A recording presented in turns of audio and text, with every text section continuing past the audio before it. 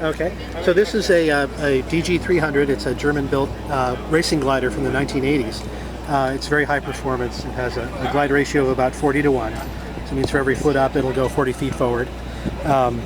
It also has a very low sink rate. So in air it's able to make use of air that's rising very efficiently, because it'll only descend about 180 feet per minute. So if the air is going up at 1,300 feet per minute, you can climb very rapidly. Let's see, he has a very basic GPS. It's kind of a backup, and he has a PDA, which has got some nice software in it that will show you what your options are when you're flying. And so it can tell you, based on the performance of the glider and the prevailing winds, how far you can glide from where you are. So it lets you know, okay, I can reach that airport, but I don't have quite enough altitude to reach this one. The glider has an oxygen system for flying above where you need oxygen. You're supposed to have oxygen above 12,500 feet if you're flying for more than half an hour. And most glider pilots want to start using oxygen at about 10,000 feet. Keeps them fresher. Let's see, what else do we have here on the panel?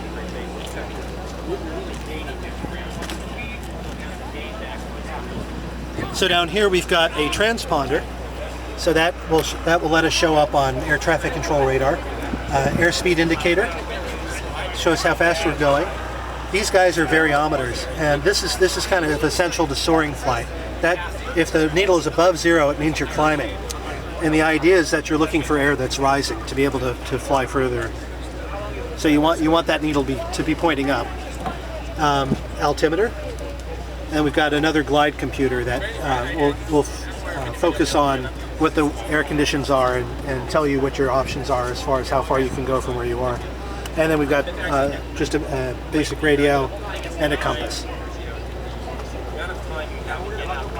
This glider is typical of modern sailplanes. It's got 4-axis control like any other kind of airplane. So joystick that controls elevator and ailerons. And then the rudder pedals control the rudder. So it's completely controllable. The dive brake handle pulls out those boards that are on the outboard of the wing there. And those are critical for glide path control. Unlike an airplane that has an engine, you don't have the option of going around if you don't make your landing right. So typically in a glider we fly a little bit higher in our traffic pattern, and then as we come around, we'll on the final approach we can pull out the dive brakes and adjust our glide angle so that we can touch down at any point we want. And so if you're flying cross country and you need to land in a farmer's field, you can touch down and stop within a couple hundred feet in a very small field.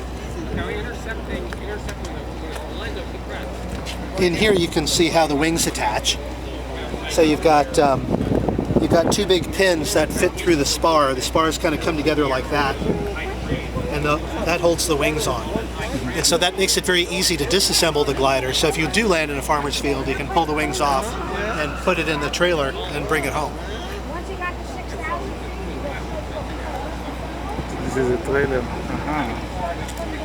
This is Hollister. What's that? The Hollister. Yes. Yeah. So we're all based at Hollister, and in the summertime we usually have a few gliders based up at Truckee, up in the Sierras. And Eric, who owns this privately, flies out of a bunch of places, so he'll go almost anywhere to go flying.